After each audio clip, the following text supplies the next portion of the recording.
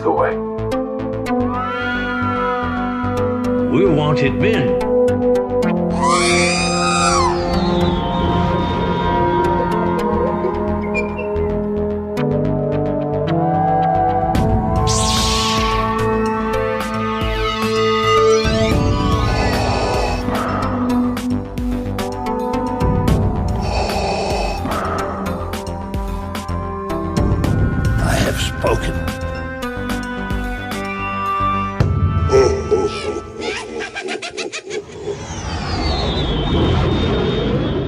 Welcome to Smuggler's Galaxy podcast. This week we've got David Shawn joining us.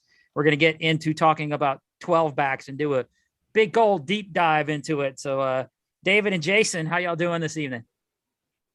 I'm doing excellent, sir. Dude, I haven't had it. Excellent. Excellent. It's fun week. to be with you. Yeah, welcome David. Welcome to the show.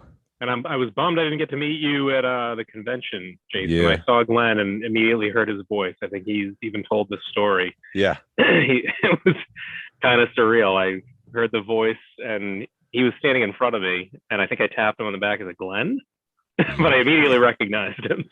His sweet voice that just calls. He's like a siren. He just calls from the beach. That's it. Let's go with that. Yes. How's you guys' weeks going? David, you pick up anything? Pickups this week. I actually did get a nice Luke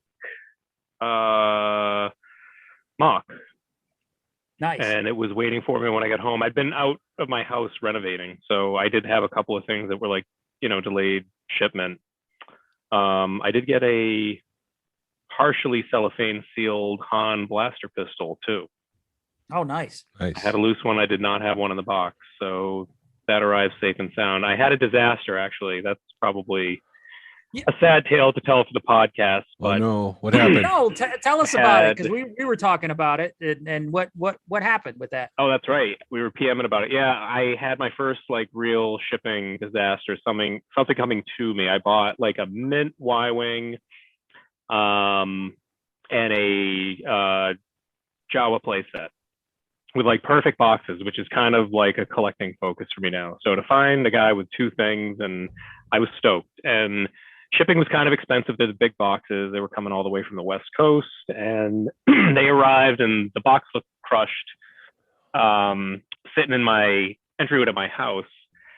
And I was hoping for the best, but I got it open and saw that the landed Jawa playset was pretty badly crushed. And then weirdly enough, away from all the damage, the Y-wing had so much damage that parts punctured through the once almost perfect box. Oh wow. So they ended up both kind of being trashed, but super reasonable seller to work with who refunded me. So it was all kind of worked out in the end, but sad to find boxes that lasted that long so good go bad. But that's heartbreaking.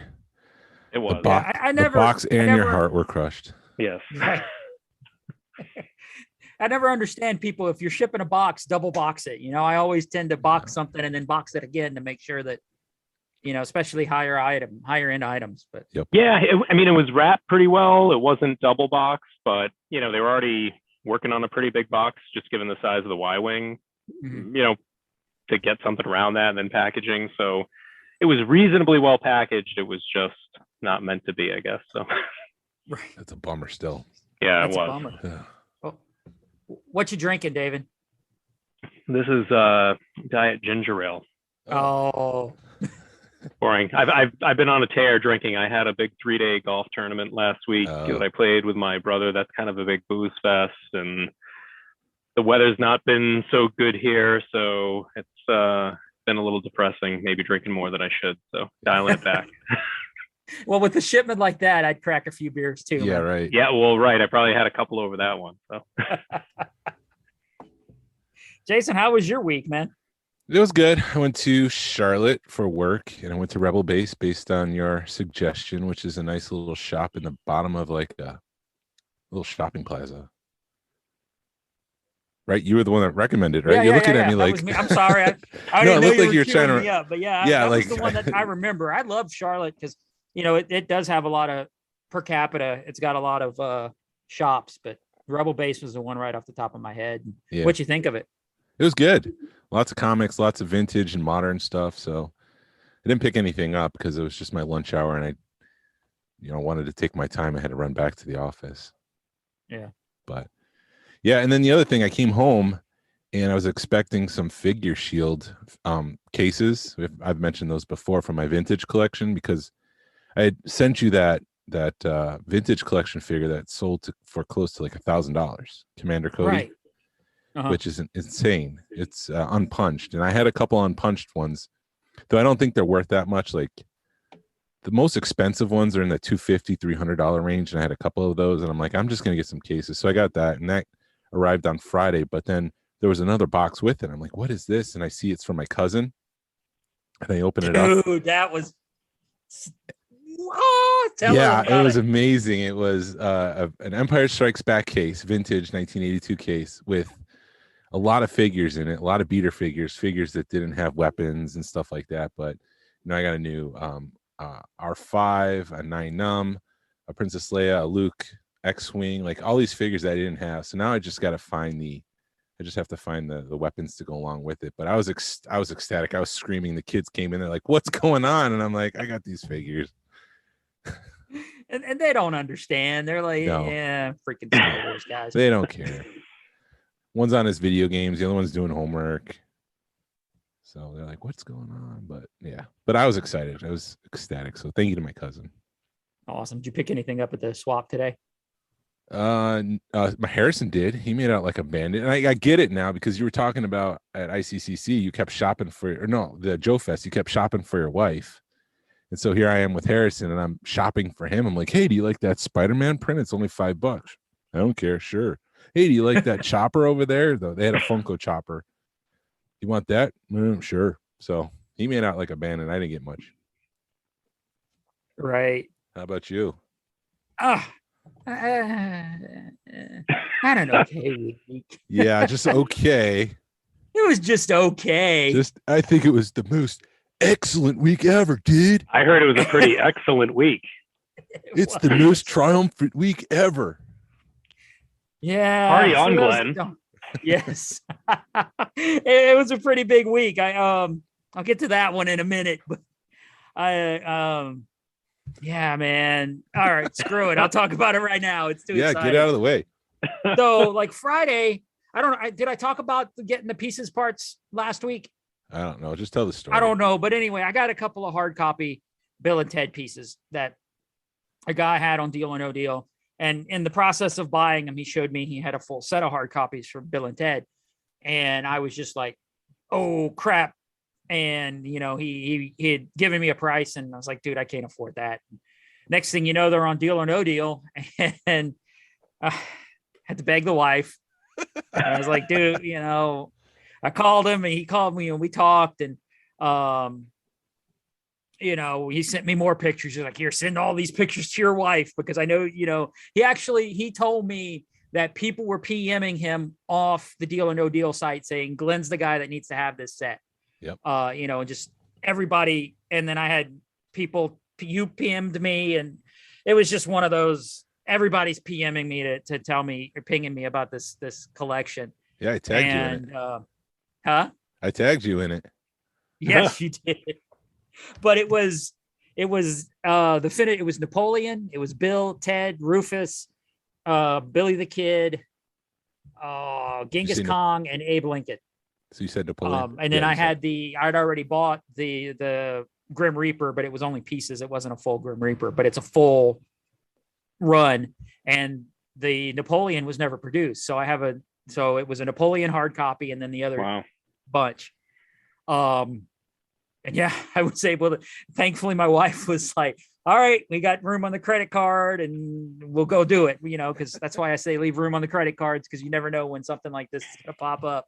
And collecting emergency. Yeah. Yes, it was an emergency.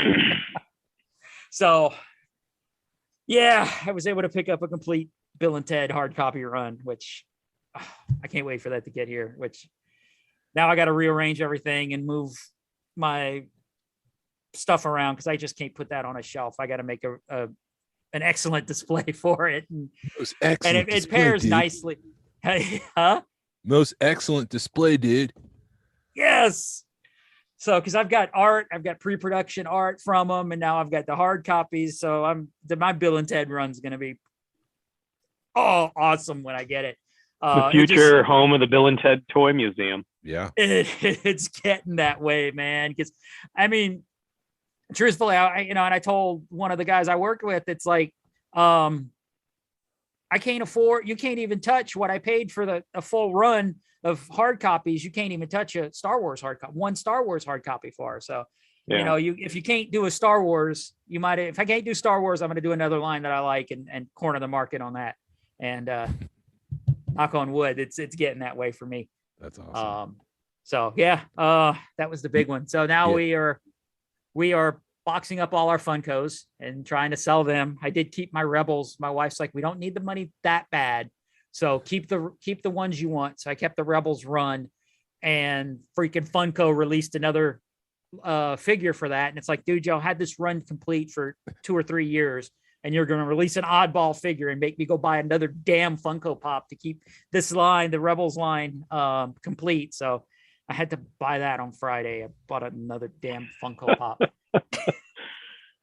But it just sucks when you're a completist, and you're like, you got to keep the set together.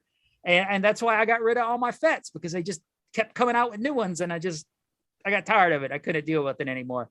So I got that. And then we boxed everything up today to take to the toy show, just in case somebody decided, oh yeah, I want some Funko Pops. So we boxed them all up, throw them in the car. Of course, nobody wanted Funko at this sale, because swap meet, because nobody's looking for Funkos at the meet. And as we're walking in the freaking house, my wife has the crate in her hand and she bumps my Black Series case, and all my Black Series figures fall down. Are they damaged? No, they didn't damage them. They just fell. They're all fell over. Yeah. So now I got to redo my whole Black Series. So that'll be Okay. Good time to do some dusting. Exactly. I was so exhausted because we were out in the heat for 3-4 hours today, and I start looking at them and I go, yeah, screw it. I'm just going to dust them all and redo them. And yeah, that was today. So I'm trying to think what else. All right, so I got that, the Bill and Ted. My wife also picked me up some Thrawn art, like watercolor or something somebody did on Macari. Picked that up for me, so that's cool. That's hanging in my Rebels corner. What else did I do? Oh yeah, got a Back to the Future. Our buddy Jordan, that's going to be on next week, messaged me last night. He got a Back to the Future EP or vinyl from the movie soundtrack. So I picked that up, got that all framed up. That was cool. And in the day, my wife's like, I want to go look for shoes. So I'm on a Back to the Future kick, and I look, and there's a pair of white Nikes with the red swoosh on them. That's as close as I'm going to get to Marty McFly shoes. And I put them on, and my wife's like, why do you want white shoes? And I'm like, think about it. She goes, you want to be like my dad? I'm like, really? I was thinking about it. So I had to literally pull up a picture of Marty McFly and show her. And she goes, oh, really? I said, yes. So, Yep. Yeah, that was my week. Oh, it was a pretty good week. I do want to, the raffle we talked about for the Georgia Alliance raised $1,400 for children's healthcare. So that was pretty cool. That was awesome. Yeah, that was awesome that we were able to do that. But that was my week. It wasn't that bad. No. It's pretty memorable. You're gonna remember this week for a long time. Yes, it'll be a day long remembered. Yes. Most excellent. Totally not bogus. Yeah, and then I had a buddy that was, y'all know Atlanta Comic-Con's in town. So I had some buddies that were there today, and he sent me a picture of a $35,000 AFA Fett. 21. Yeah, I see yours. Yeah. David, you got to just do more than shake your head. I don't get Fett yet. He's a fine character and figure in the line. I just don't have the fascination that some do, I guess. Right. Yeah, Glenn. Yes. It sucks being a Fett guy, man. Ignore this Boba Fett helmet in the corner. Right. I see it right there in the corner, man. And I've got my Fett shirt on. Yep. Yeah, And 30. he said That's he had overpriced. Oh, Narayan said he had an extra one too many zeros on there. So I mean, I would maybe 5,000 might be fair for a 21 back boba, right, but not that was 35. right. It was an That's what I thought. F85. Yeah. It was a straight 85. Oh, That's the only reason I could think they were wanting they were wanting that much plus of where it was at. But truthfully, I thought maybe 5 to 10, but 35. No way. I mean, that vinyl Cape Jawa sold at ICCC for 20. Right. And that's more rare. Yeah. So. But it was a 20 back or 12 back vinyl Cape. So, or 20 back or whatever vinyl Cape. Yeah. Wow. So that's why sounds like a lot. Yeah, it's just a little bit. Did it sell, or it was just out for that? I think it was just out there. I think okay. the guy just wanted, because he had also said that the guy had an Eternia that was a 70, and then he wanted $30,000 for. That's just insane. That sounds like a not for sale price. Yeah. Yeah, I think it was a guy that just was like, I'm going to throw some crazy prices if I sell one. Sounds like the show's coming in December, and if somebody's dumb enough to pay it now instead of then, right? Right. But, Right. Absolutely. yeah. So they wanted us to go with them, and I'm like, it's going to cost me and my wife were like, it's going to cost us $100 just to get in the door. I'd rather spend my $100 in at Martin's show and Powder Springs show, and be a lot happier. Or pay down your credit card a little bit. Yeah. Why would I want to do that? After this week, you're gonna be paying that for the next 6 months at least. Oh, Jesus. Try like 6 years, maybe. Yeah. Unless I sell all my pops. And then you're not going to get that much for pops. Oh, dude, we've got some pops, dude. I have the Marty McFly pop that it's like $500. Well, that's a nice chunk of change. Yeah, it'll make a ding. I don't know. It'll how make much the minimum payment 1 month. Right. Exactly. Or a couple of months. I think my wife, I'm like, what is that going to cost us? Like $50 a month? She's like, try like $150. I was like, shit. But, yeah. Are y'all up on Bad Batch? No, I'm too behind. Okay. Dude, I I would Bad say, Batch. huh? I'm still in the Clone Wars. I'm like mid-season 3. I got to that late. I'm getting there. I like it. Yeah, it gets better as it goes too. I like it. Yeah. Yeah. Yeah, that's what I heard. Yeah. And then once you're done with Clone Wars, you need to watch Rebels. And I'm gonna do Rebels. It'll all click together. And then you two can call each other and cry at the same time. Yes. I was the only guy in the world who was watching The Mandalorian and had no idea who Ahsoka was when she showed up. Oh, really? How was that? What was that like? I mean, I just assumed it was some character in the lore that I was not aware of. Okay. And took it as that, I guess. So, that's interesting. Yeah, I knew I didn't know who it was, obviously, but they gave you enough kind of context clues to say this is somebody important. You just, haven't read the right comic or watched the Clone War, so. Yeah. And then you were like, Grand Admiral who? Well, actually, I read book 1 of the Thrawn trilogy some time ago, and I probably a month ago finished book 3. I reread book 1 and just ripped through 1, 2, 3 kind of through the early part of the summer and loved it. So I'm actually now getting more into reading some of the novels. I had bought a collection of stuff that had a bunch of the old paperbacks.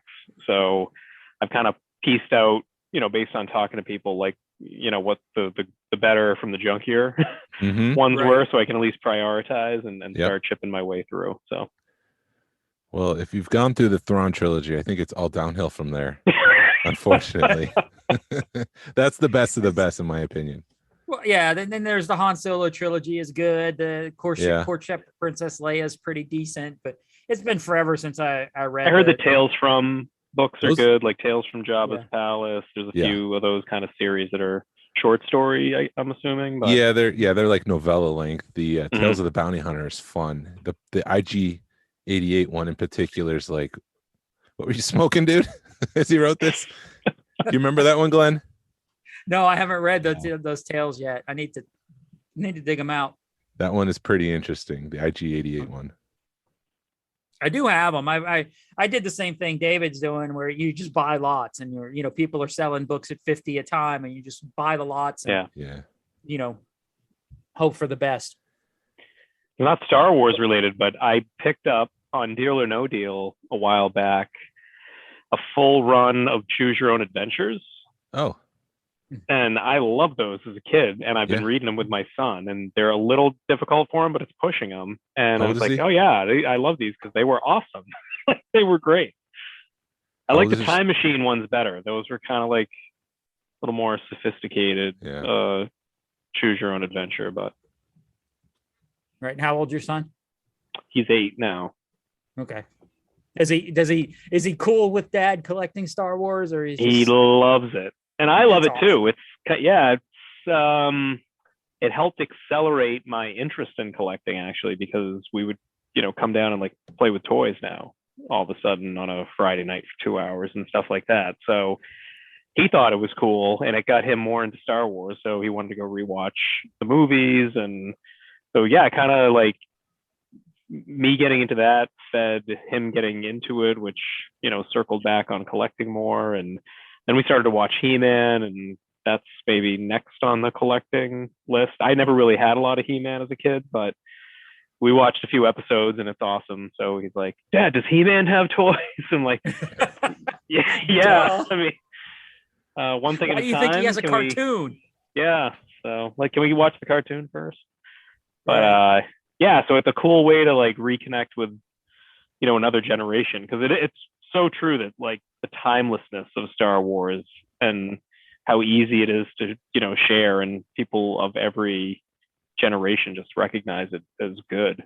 And the toys, and that's the cool part, like seeing him interact with the toys through a little kid's eyes and remembering how I had the same experience is like such a cool parent moment, because the toys are so awesome, their eyes light up and they appreciate them because they're just cool toys, and you're like, wow, this is why they have longevity. Like, you can take this thing apart, clean it, put it back together, and it's awesome.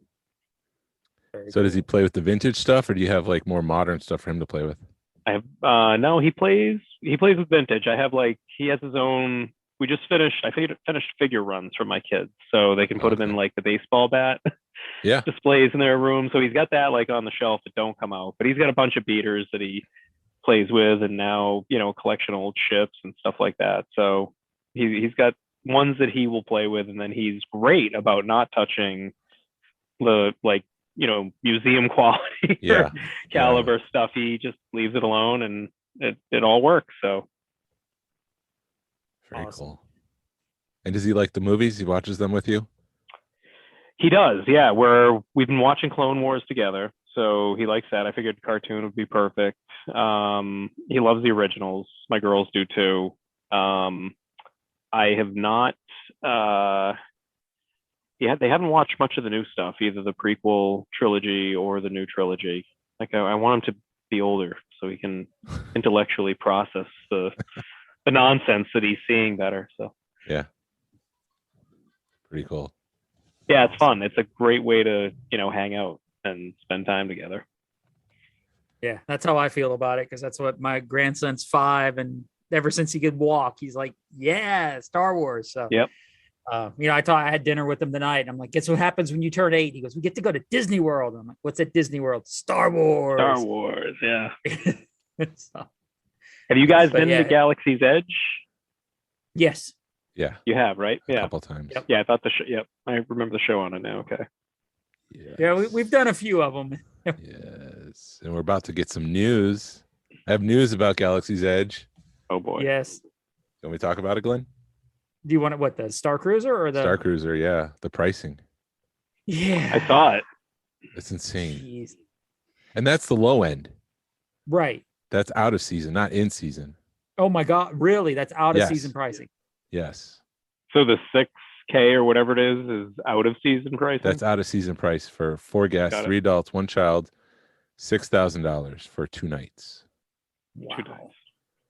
And I'm not even sure that includes everything. Because I don't the way that they. Does it include everything on the ship, or like if you want to build when they say inclusive, there may be upgrades. Is it like savvies?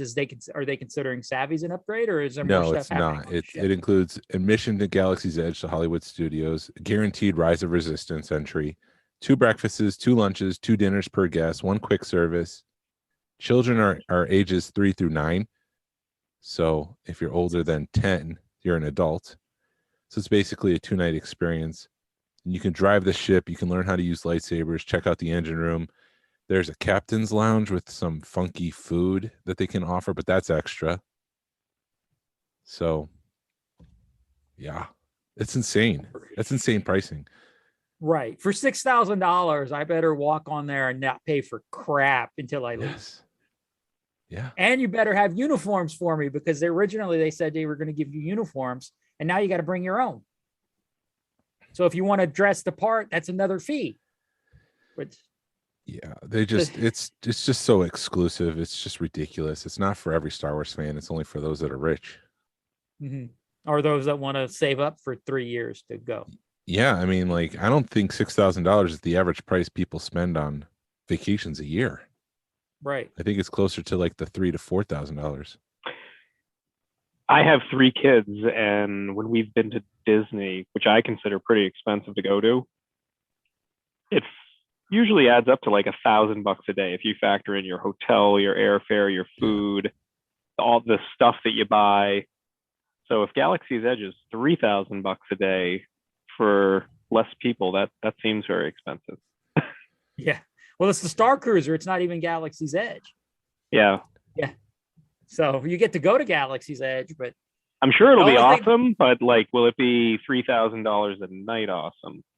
Right. And I think that's our complaint about Galaxy's Edge, is if you're going to charge $3,000 a night, it better be immersive. Amazing. I better think I'm in space when I'm on that starship. Yeah. It's just too much. Also, as a communication. But is it already sold out? No, they haven't started selling it yet. Oh, they haven't? Okay. No, they were just telling us the price so we can get that out of the way. But it is launching in 2022. Right. But the website said like 4 guests. Like there's no plural at the end. Mm-hmm. So as they were labeling it, it was like 2 guests. What was it? $4,800. 3 guests. And I was just like, it's supposed to be guests. It's plural. Disney, get it right. Just my little thing. Yeah. I got that out of my system, so I feel better. Thank you. You want to complain about Hasbro, or you don't want to? No. Next week. They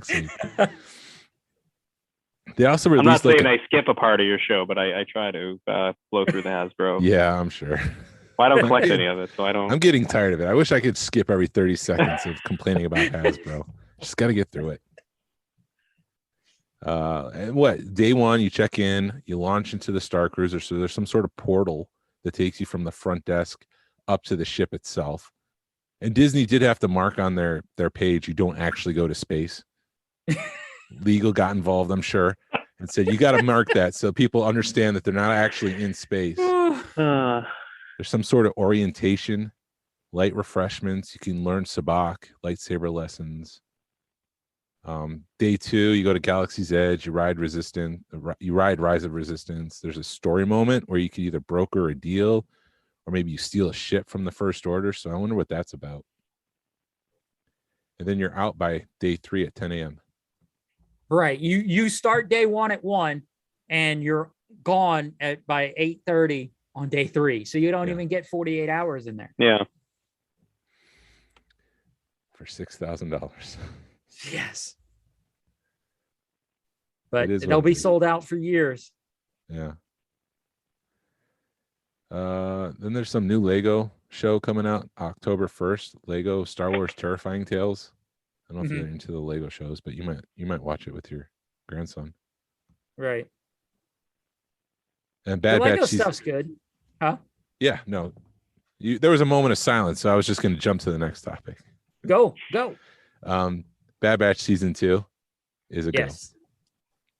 That's all I got. And I wanted, huh? That's all I got. You got anything? Okay, but I wanted to bring this up when we were talking about Bad Batch a second ago, it's got to tell you that it's not capturing people because you have it. Jason, you're 2 or 3 episodes behind or an episode behind. I'm watching it Friday whenever, and it's just not capturing me. I mean, it's good. Don't get me wrong, but Mandalorian and Clone Wars and everything. Mandalorian, there were spoilers at 3:30 in the morning. There's spoilers on Facebook. You don't see any spoilers with Bad Batch. You don't see people talking about it. I mean, you see people talking about it, but it's nowhere near what Mandalorian was.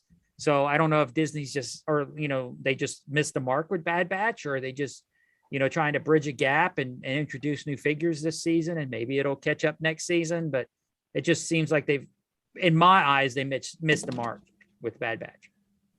I agree. It doesn't seem to be trending in our group like normal, like the Mandalorian would be. But also, I was busy last weekend, so that's why. Yeah, I wasn't able to watch it. You're busy singing karaoke. Jump around. But dude, you were, even before last weekend, you didn't watch it for a few days. Yeah, it doesn't feel like a priority. Like, I don't feel like you need to sit and watch it. Like, if I watch it on Saturday or Sunday, fine. If I have to wait a couple extra days, all right, whatever. Right. It's not like Mandalorian. You wake up. Mandalorian, I was waking up, getting my coffee, and watching it on Fridays. Now, Bad Batch is, I'll get to it when I get home. Right. So, yeah, it's weird. And David has nothing to say because he's not even just watch it. Yeah. Mando was must-see TV for me. That's one I wouldn't let slide either. We were all pretty glued to that. Right. Awesome. Well, we're going to take a quick break, and then we will get back to talk about some early birds.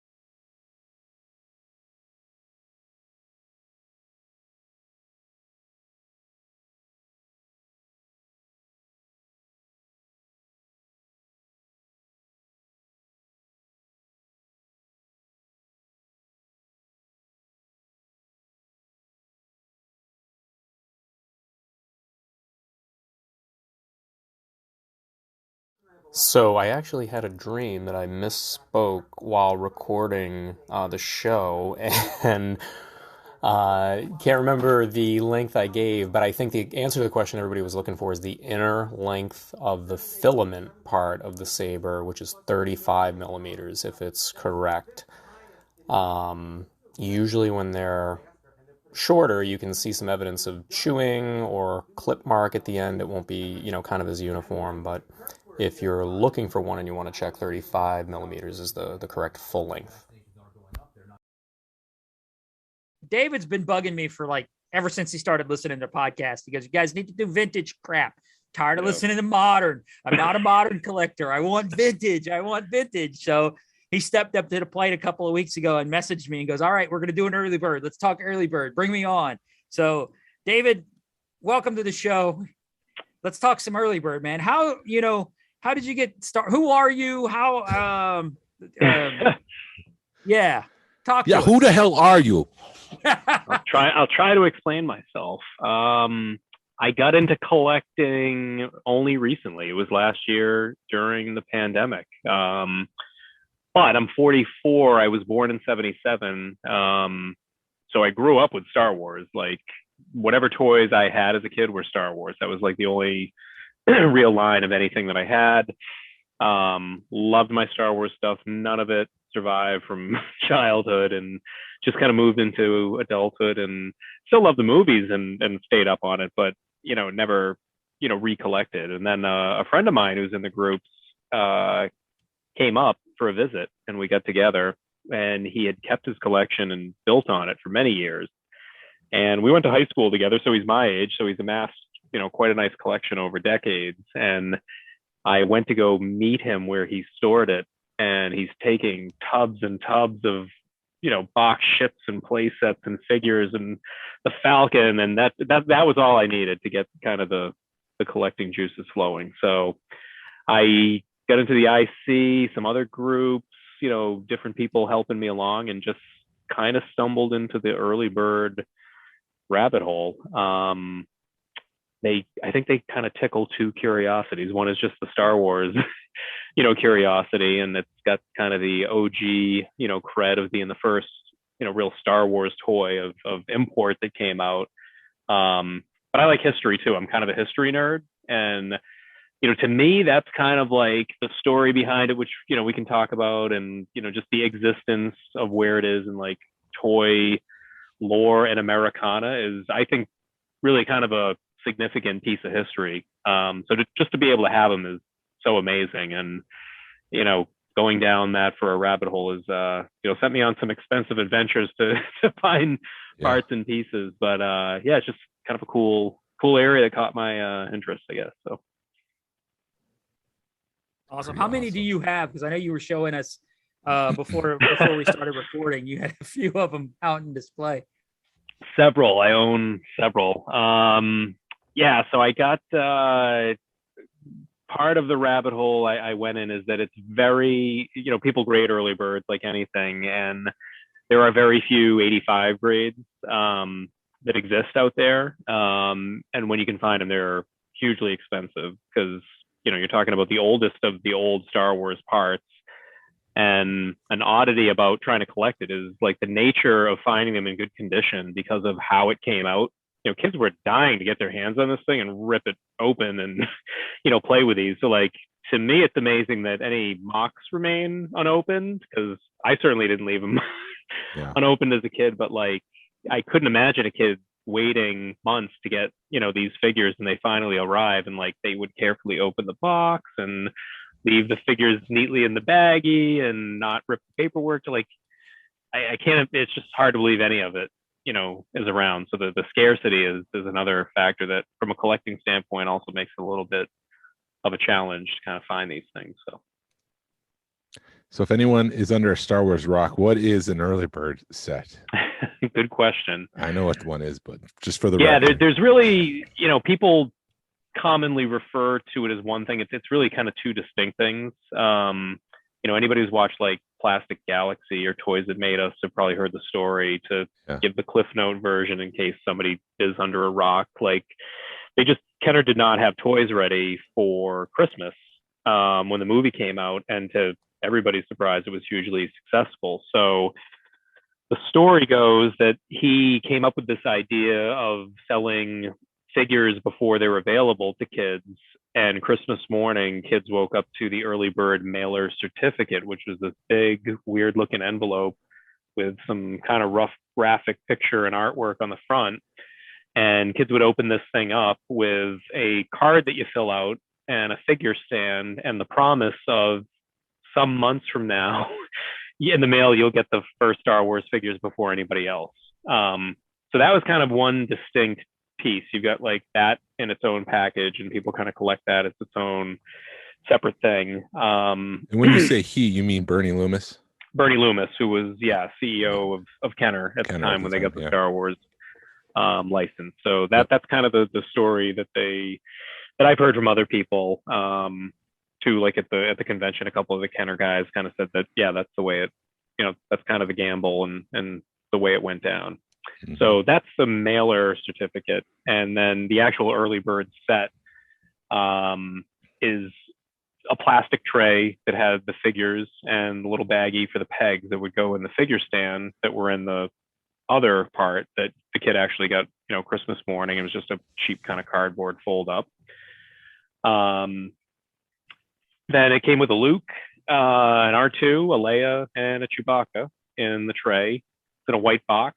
And then there's usually 2 pieces of literature. There's a catalog and a little certificate mailer that comes with it. So in the display for like a graded kit, you'll see all kind of 4 distinct pieces with a tray and the box and then the paperwork on the side. Yeah, it's a weird gamble for a toy company to be like, here's your cardboard box. Let's hope that the kids are happy with this. And turns out that, yeah, they were ecstatic. They're just something to look forward to and wait for.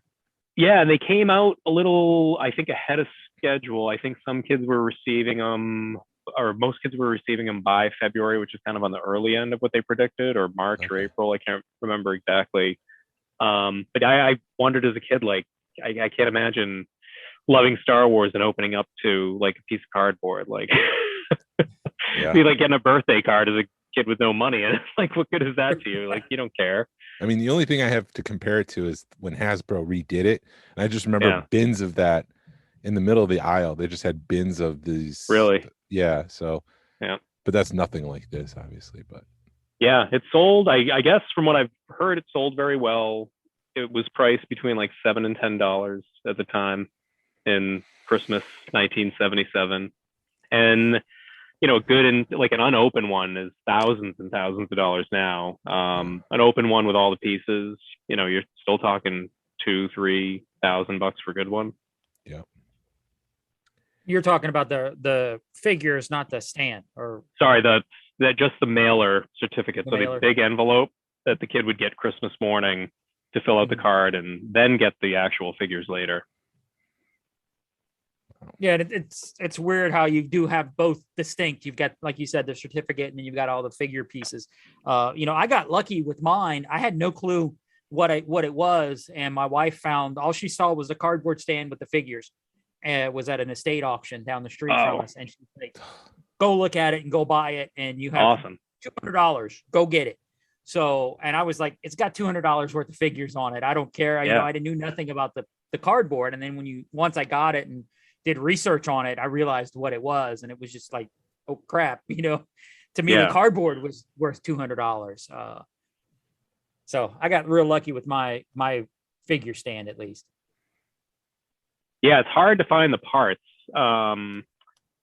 It's weird. Like if you follow Deal or No Deal, you know, if you're in the forums, like they don't come up very often, and really good parts don't come up very often at all. And then the variations of it, you know, there's not a lot. I mean, there's different variations of the bags.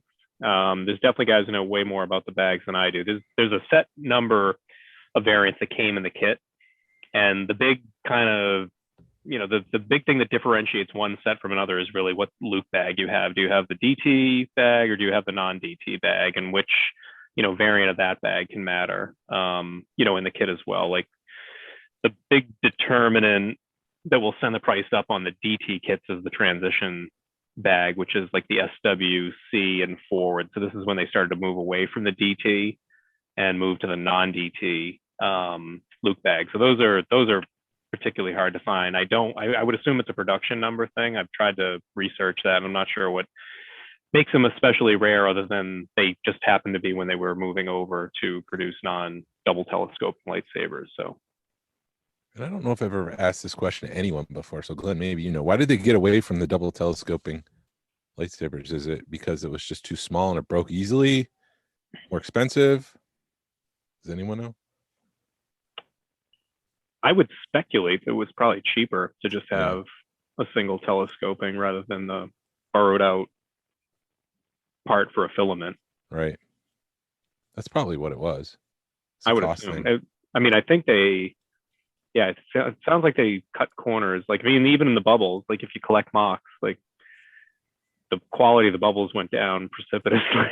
Yeah. You get into Return of the Jedi, like it's almost impossible to find a clear Return of the Jedi bubble, and good luck finding the Power of the Force. Right. So. Right. Well, that was the horror thing that I saw today when I was looking at all the stuff at the toy show. It's open air, it's outdoors, so all the sun was just hitting all the plastic. Hitting everything. And I'm just like, oh my god. Oh, UV, get this away. Anyways, that's off point. Dangerous. Yeah. Dangerous. But yeah, those are the two kind of separate categories of them. So people will kind of lump them in together. I do have graded sets. I'm not a big graded collector, but to me these are so rare and kind of special a piece that the grading and kind of preservation capability, having it all sealed up in acrylic makes sense on these to me. So, but as I started getting into collecting them, the big rabbit hole was chasing the elusive 85 attempt. So I did do 2 submissions. I pieced together the best possible bags and parts and trays that I could find, and I have 2 possible shots. So I sent both off for grading to see what happens. So Very cool. this is going to be the end. I'm getting out of the early bird business. I have kind of a couple kits in mind that I want to keep in my collection, and that'll be the end of this rabbit hole, I think, for me. But so what exactly is in the kit that you sent down for grading? It's probably the tray with the figures and the baggies. Yeah, so I have a mailer that's out at CAS right now, which was a convention pickup, and I had it signed. So there was like an autograph authentication, service for that one. What I have out at AFA right now are 2 separate kits that are both DTs. One is a transition bag, Luke, that I'm hoping to get an 85 on. So there's very little like information you get on pricing and things like that, to figure out a value. But if I can piece that together, that would be a pretty rare, almost impossible to, do again kind of thing, I would think, unless somebody opened up, a case and took pieces out. But I've hunted pretty hard for these things for a while, and like anything, it's just tough to get them in good shape. It's the oldest of the old in Star Wars, so the amount of them that exist in really kind of premium 85 grade condition is just, it's tough. Yeah, we were just looking at Second Chance had those open figures for 1,500. So what is the cost of getting just the set without being graded at this point? Yeah, it's not inexpensive for sure. If you got a kind of run-of-the-mill average non-DT kit, you could probably piece together something around the low 3s to probably low 4s. If you start to get into DT, Luke's, the price goes up really, really quickly. Like I think like a non-DT Luke bag will go for probably 700 to 1,000. Wow. Just for the one Luke, and then the R2 and the Leia and the Chewie, those can be like 300 to 600. The R2 seems to be going up quite a bit lately. Yeah. DT kit, 5 to 10 plus. I've heard that some of the really high grade ones, if you get a graded DT in a rare bag, could be 25, 30 grand. So it's not an inexpensive area of the hobby for sure. But yeah, they're definitely, pieces that came up, I think recently, just it might've been today, or the set that came up in pretty good condition, but it had some like bag slits and things like that. So there's, ways for, somebody who has, the money to get like the value, version of it, to kind of get in and then, piece together things as it comes along. So yeah, it's tough though. You do have to be willing to pull the trigger on some, on some purchases now and again. You're like, oh, do I do this? Oh. Deep breath. Let's go. Okay, go. Deep breath. Yep. Suck it in. Are there fakes out there? Like, you're spending that much money, I'd be afraid that I'm buying something that's a forgery. Yeah, there are. Luckily, I have not encountered, much stuff. The biggest forgery that I've seen or heard of is on the literature, like the catalog and the certificate. Dennis Hall, who runs Deal or No Deal, who's also a big early bird guy, has come across some information on forgeries around some of those. I haven't heard of anything about the box being duplicated. I don't know if that would be hard to do because it's, such old, crappy grade cardboard that, it would something that would probably be really easy or really hard. I'm I'm not sure which, but I've never seen or encountered one that looked fake or that I had heard was known to be fake. And then I don't know baggies well enough personally to, you know how many of those are reseals or non-reseals, but you do have to be careful if you're buying any early bird sets, because there's definitely a lot of baggy shenanigans where people, heat reseal or fake tape and that kind of stuff. So knowing like what early variants had what type of seal and what it's supposed to look like, you definitely have to kind of educate yourself on that. And that was actually a good part of getting into them too. You had to learn about really kind of arcane areas of, because like there's no other boxes, I guess, or there's some mailer boxes, but there's one early bird size one. So you kind of have to learn about some really weird and esoteric areas of the hobby. So yeah, and you're new to collecting, so how did you learn all this stuff so quickly? Like, where did you go? Guys like you, really. Dennis I'll tell you Hall about modern. I huge, can't tell you about that. Dennis was a huge help for me. Like he's considered to be a real early bird fanatic and multi-set owner. I bought pieces from him. I mean, if I don't want everybody knocking on his door based on my endorsement, but he was so helpful to me with information and resources on where to look for stuff and who to talk to, and just in the community, like who to lean on.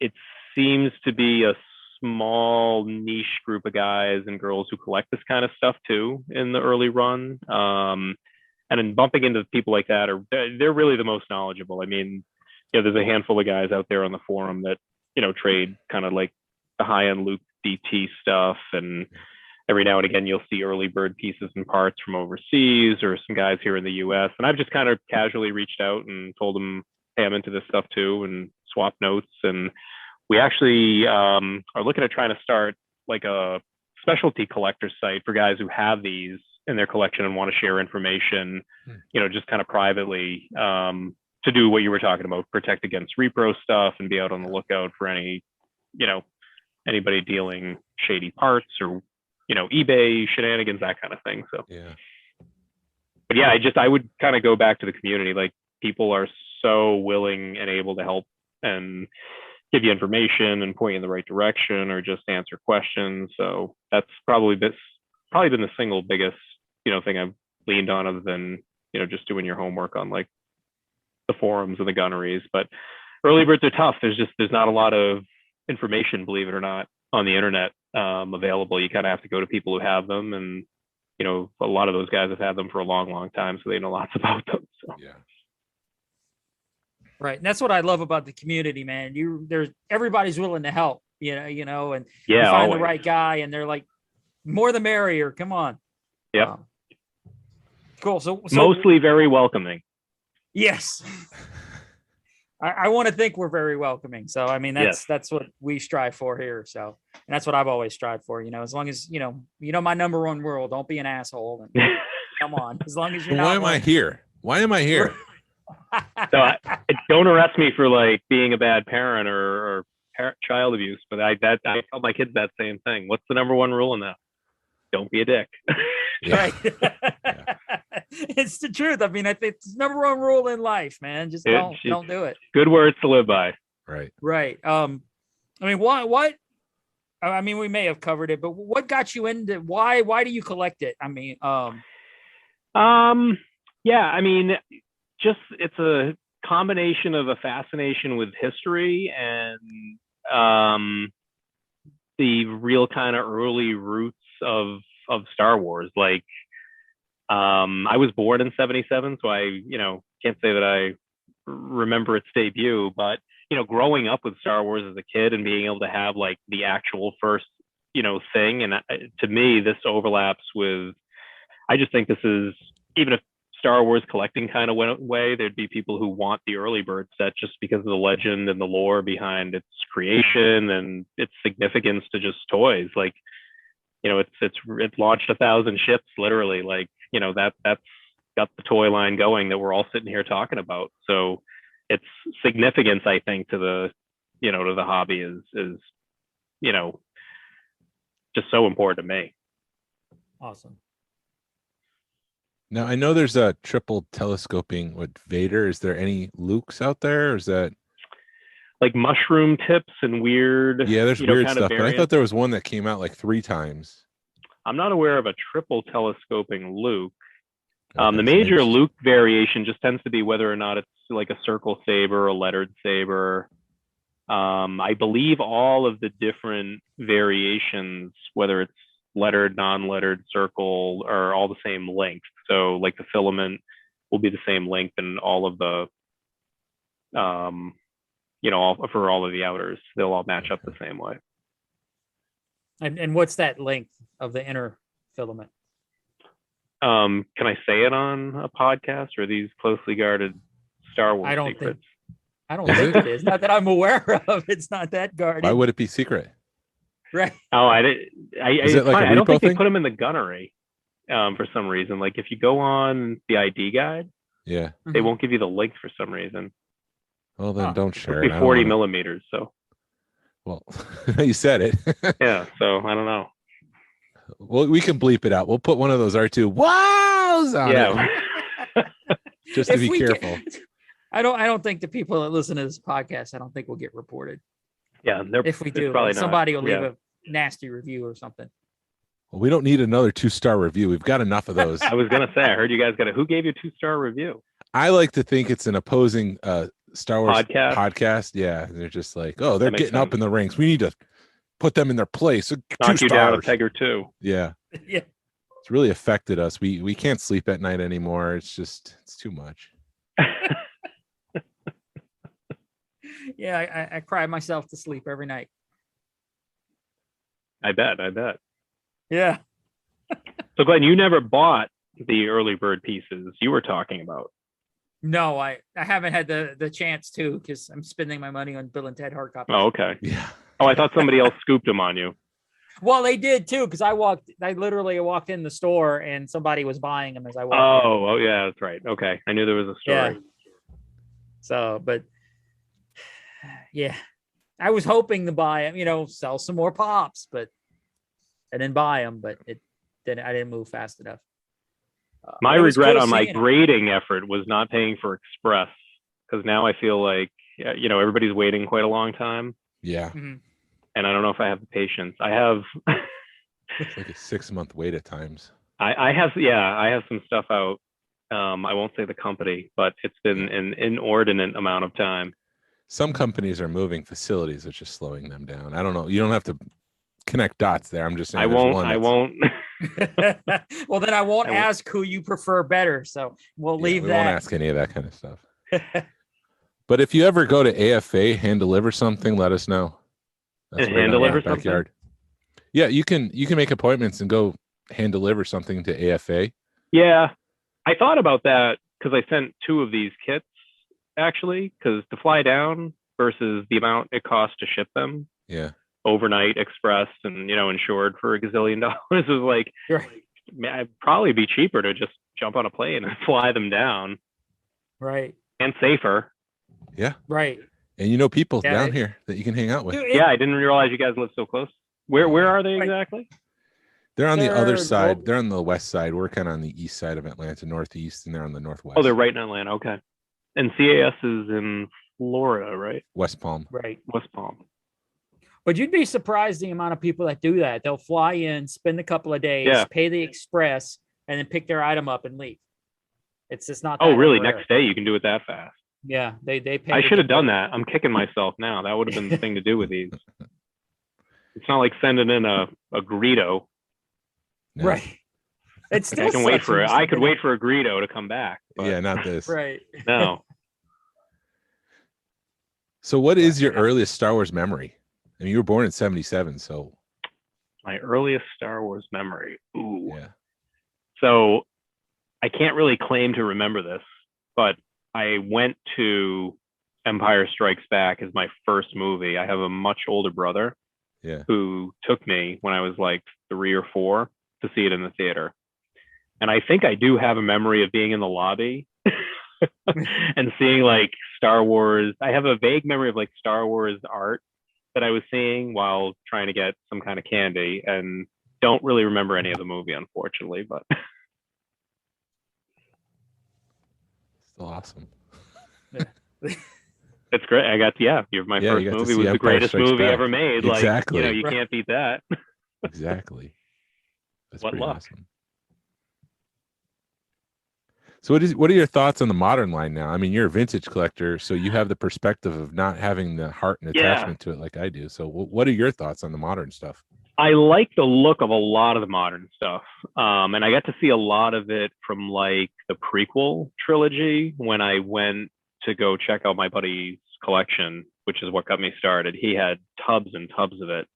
And I was impressed. Like the ships are gorgeous in a lot of those. And I'm not as familiar with like the new Disney trilogy stuff. I mean, I've only bought a little bit of modern. I have the sail barge. I did buy the Razor Crest. I bought a lot of the Razor Crest actually, because I actually bought a bunch of them with the same guy, with the intention to open one each, keep one each, and we were going to put one on eBay or something and see what happens to it. So there's a lot of people kicking themselves right now because they didn't buy one. So I'm sure there's an audience.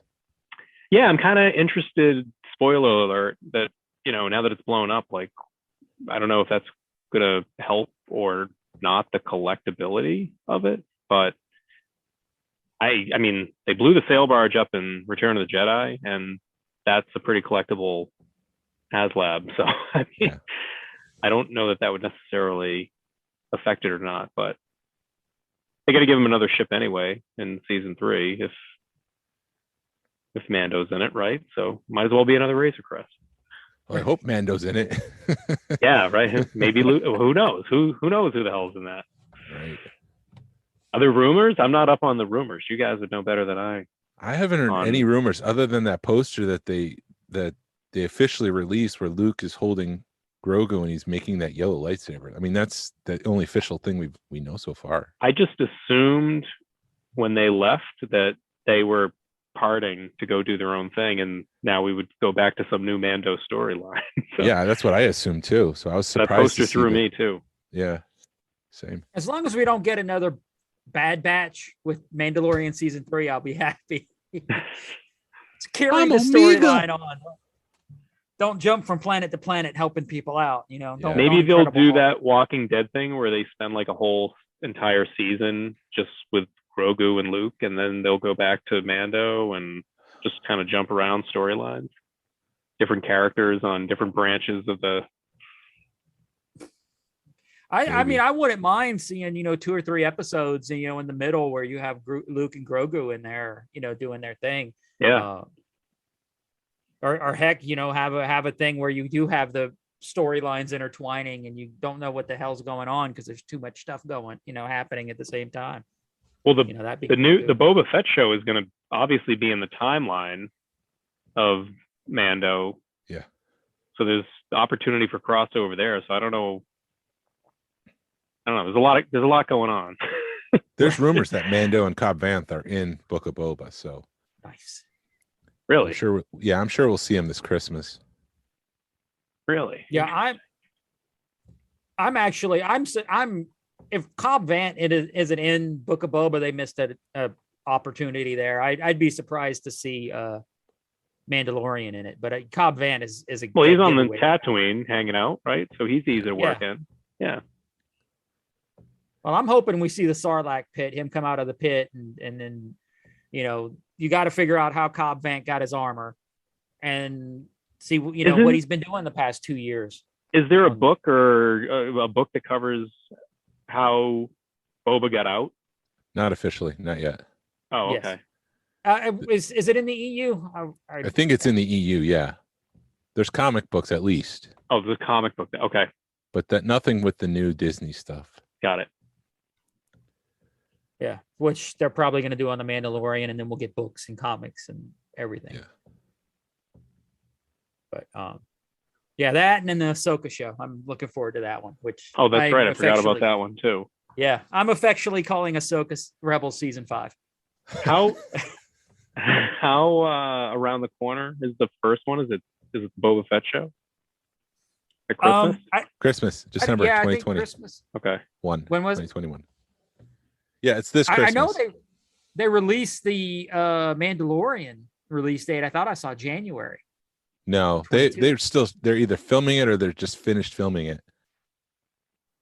But no, I don't think that's coming out in January. What about the Obi-Wan show? Because I live in Massachusetts, and I know that had started pre-production or filming or test filming in Boston like some months ago. Yeah, I heard those rumors.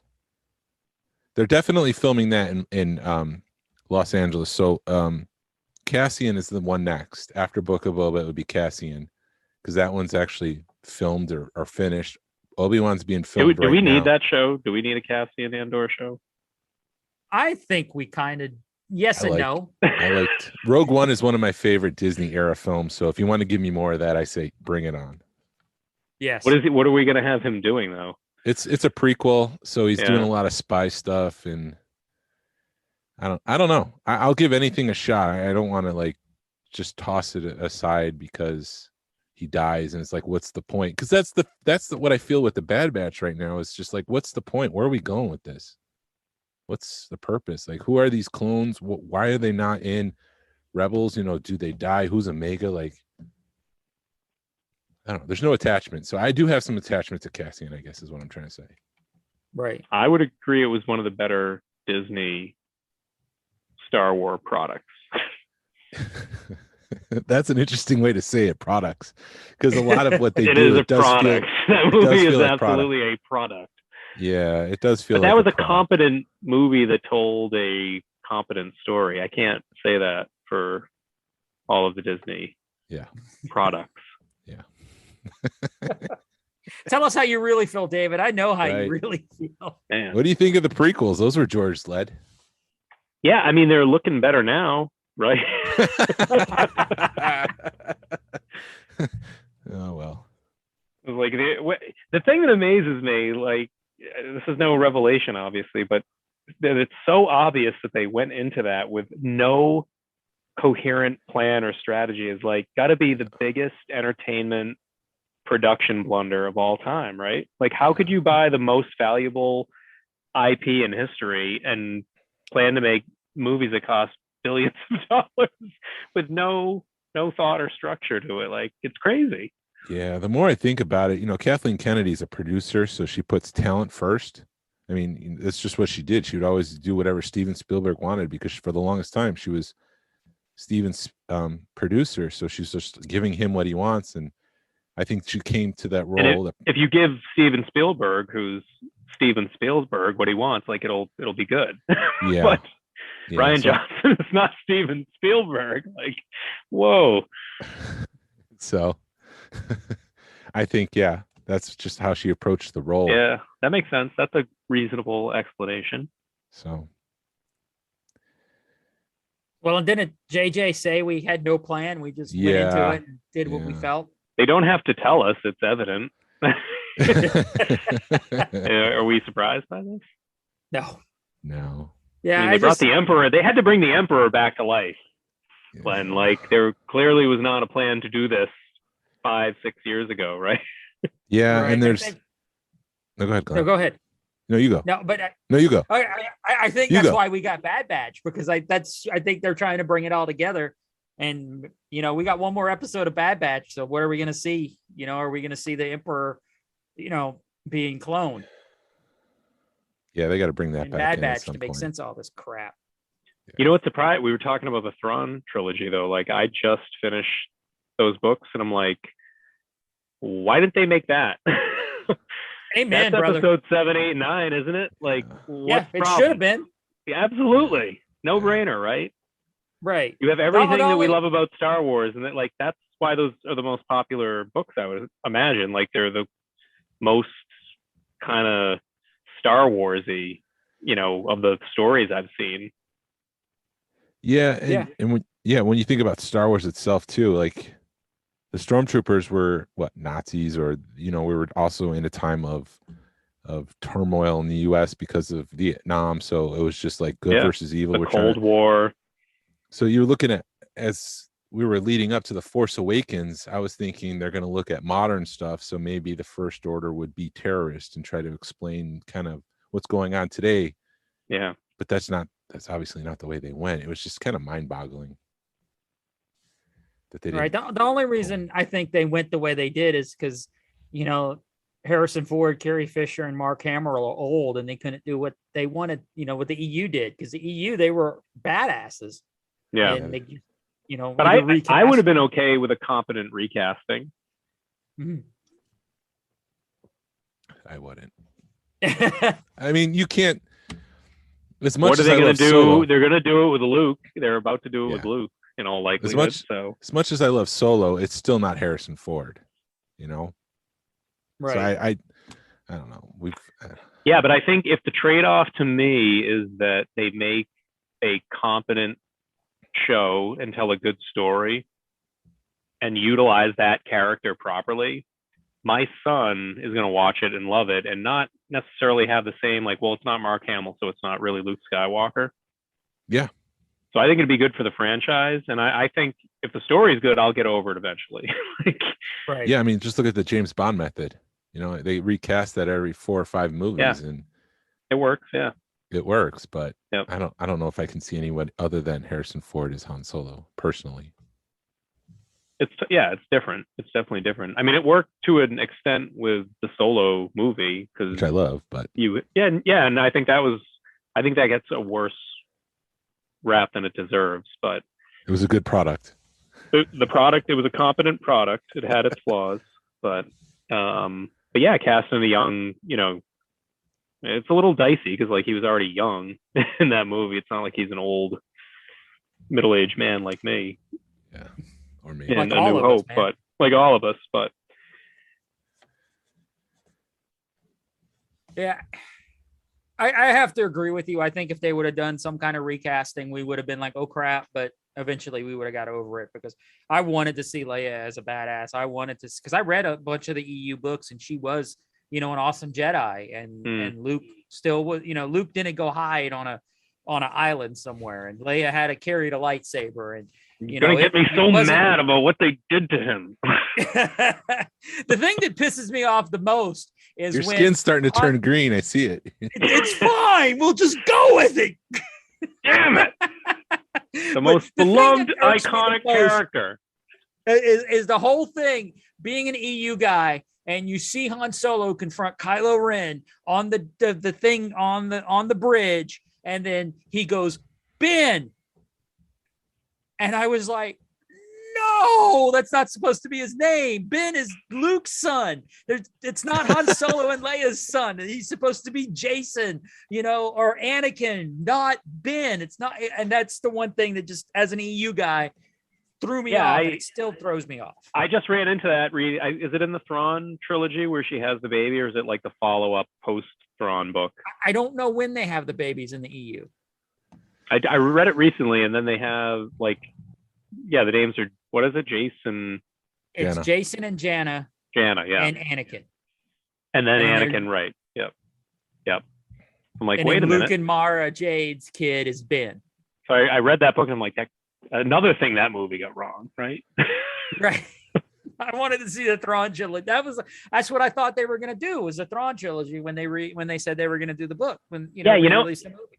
It's so good, and it's like, I'm a really big original trilogy fan, and I'm just now coming across that. So like, I consider myself a pretty big Star Wars fan, and I'm only now learning about this thing. Like, you could have easily made that movie and people would have been like, wow, this is so fresh and exciting, because it's a great story. Right. Instead of doing the special effects, like the budgets, the casting they could have had for it, like, it could have been amazing. Mm-hmm. Maybe is there a possibility they still make that trilogy? Or I wish that ship has sailed. They're on to new products. Right. I really think with Thrawn coming in on Mandalorian and Ahsoka and Rebels, they're not going to redo that. Oh, that's right, because Thrawn is going to make an appearance on the TV shows now, right? Right. Well, he was they brought him back with Rebels, which that blew my mind. Yeah. That was awesome. That's the book I'm reading now. The book I'm reading now is where they find the imposter, the guy who's like a Thrawn impersonator. Oh. Thrawn or Luke? I know Luke had a Luke with two U's. It's a Thrawn impersonator. Like, the Moths are gathering together No. they're trying to consolidate power, and they get this scheme to get somebody to make everybody think Thrawn is back, and Oh, I can't what think of book the is name of it. this? I want to read it. I know It's it actually was, decent. I want to say Zahn wrote it too. I'm sure he did. He wrote a couple Thrawn books. there was Alpha on afterwards. Flight. Is that Yeah. what you're reading? No, Spectre of the Past. Timothy Zahn. Okay. I'll have to find that. Spectre of the I Past. have it somewhere. Yep, it's good. It's interesting. Yeah, it kind of takes place post Thrawn trilogy, and I want to say Anakin is in this book as a kid. Wow. The Luke, Zo- the Leia and Han kid Luke, or kid Right. Anakin. Yeah. The interesting thing about Timothy Zahn is that he says in his mind that they're all the same story. Disney might have wiped away the canonization of everything that came after Return of the Jedi, but in his mind, the character from start to finish of Thrawn is the same character. If that makes sense, because dude. Go for it. yeah, because the first part was a prequel. What he's writing now is a prequel. Right. So then, in his mind, post Return of the Jedi, he's already written that story of Thrawn.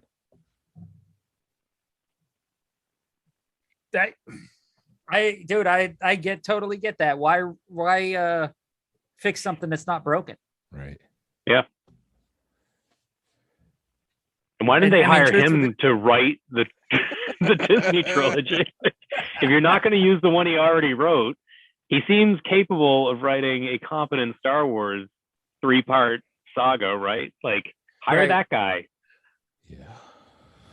Yeah. I'm reasonably sure Disney could afford Timothy Zahn. He doesn't have so much money that Disney can't get him, right?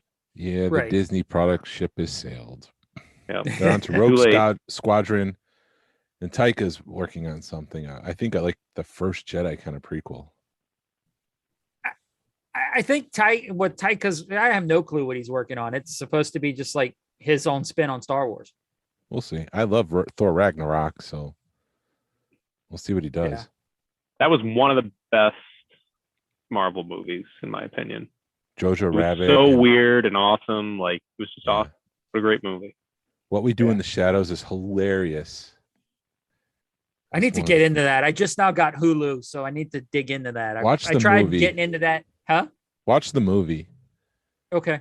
The movie is just a perfect comedy. It's just hilarious. Are we going to have too much Star Wars soon? That's what happened with Solo. Yeah, they took a break after that. So, I mean, I think that's they were trying to follow the Marvel method because Marvel comes out, they started once a year. Like clockwork, yeah. And then they went to 2 a year, and now they're getting comfortable to 3 a year.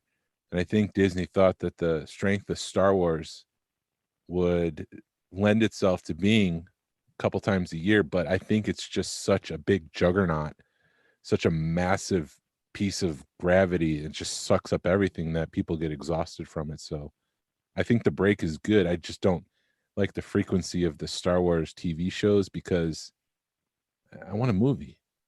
As great as the Mando is, after a while, you're like, why are we on this ice planet? Let's just get a Mando movie for 2 hours instead of an 8-hour series.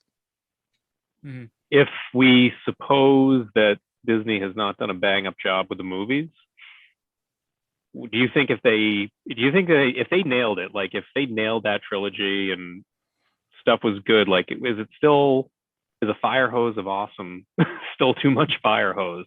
No. Like, would we be running the risk of getting Star Wars out?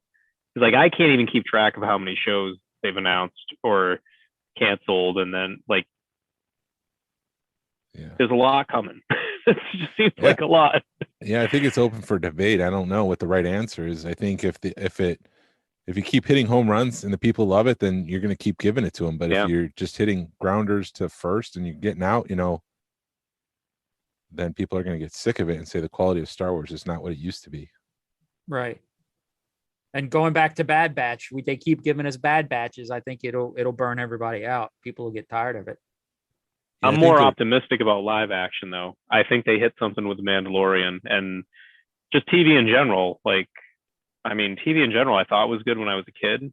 And it was awful compared to TV now. Like long form storytelling in TV is just amazing. Like think of how awesome the shows are that have come out that, take you through these story arcs and have really satisfying conclusions and great characters, and week to week, like you can't wait to see the next thing coming. Like that was Mandalorian for me. If, movie might be one and done, but if they kept feeding me Mandalorian quality TV shows, yeah. I'd be okay with that. Right.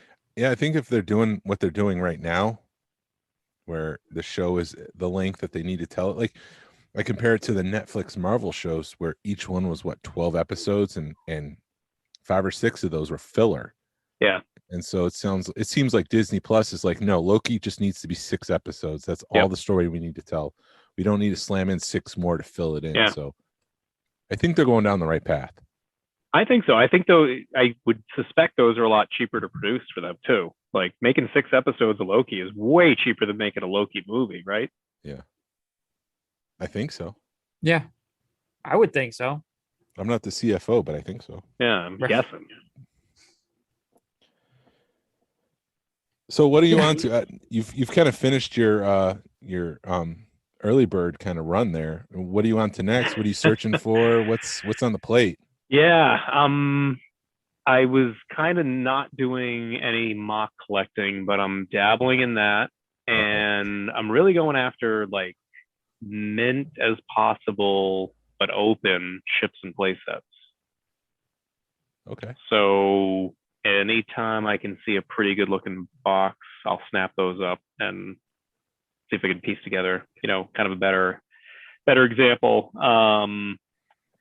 But that's probably it. I'm getting a little bummed out because like I've kind of collected most of the Star Wars I want to collect, and I don't want to create things to collect for the sake of doing it, but I'm beginning to tread into that kind of territory. But most of my collection is pretty simple. It's like run of the mill, stuff you would have picked up at Caldor or Target or Zayre's or, whatever your, local department store, place was. Ames, when I was up in New York. Ames. I had Ames. Yep.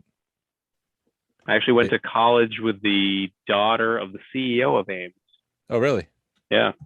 Wow. They used to recruit there. They had like, you go in and do like the rotational programs. They hire kids like at Enterprise and those kind of things. Yep.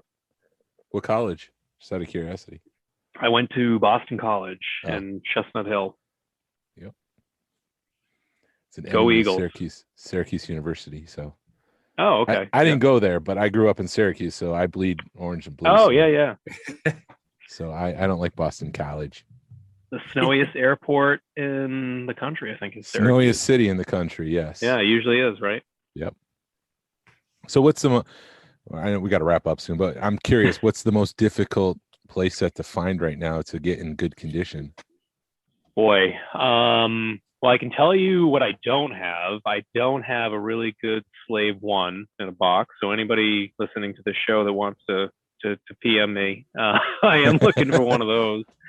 And yeah, tough to get. I mean, I have a really nice skiff from the Power of the Force line, but one side of the box is kind of crushed in. Everything else on this box is awesome, and it's weird that this one corner is the one side piece is so weirdly damaged. So I'm trying to upgrade that. And I do need a white Imperial TIE fighter. White Imperial TIE. I think like with all this stuff, like the early bird stuff, the older it gets, the harder it is to find it in really good condition. I think there was like a eBay auction for an AFA 85 TIE that was like $6,000 or something crazy. It's a lot of money for a TIE fighter. But it's your passion, so you follow your passion. Yeah, collecting as a whole is just skyrocketed. It's just. I thought when I got into it, I was like, oh, during the pandemic, like great time to start collecting. Like, no, a lot of people are out of work and they're, going to be nervous and they're going to be selling stuff like this. And it was exactly the opposite. It was everybody was home. Everybody had extra money. They had time. And yeah, I kind of got in at the absolute worst possible time ever. About a year ago. Yeah.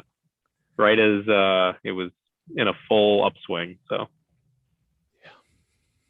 Yeah, it was the pandemic was a really weird time because you had people that were trying to, were at home and going through their stuff and saying, I got extras of this, or I don't need this, or, rearranging their collection. So you had some really cool crap come up. But then again, prices went through the roof because everybody had that extra money that they were sitting on.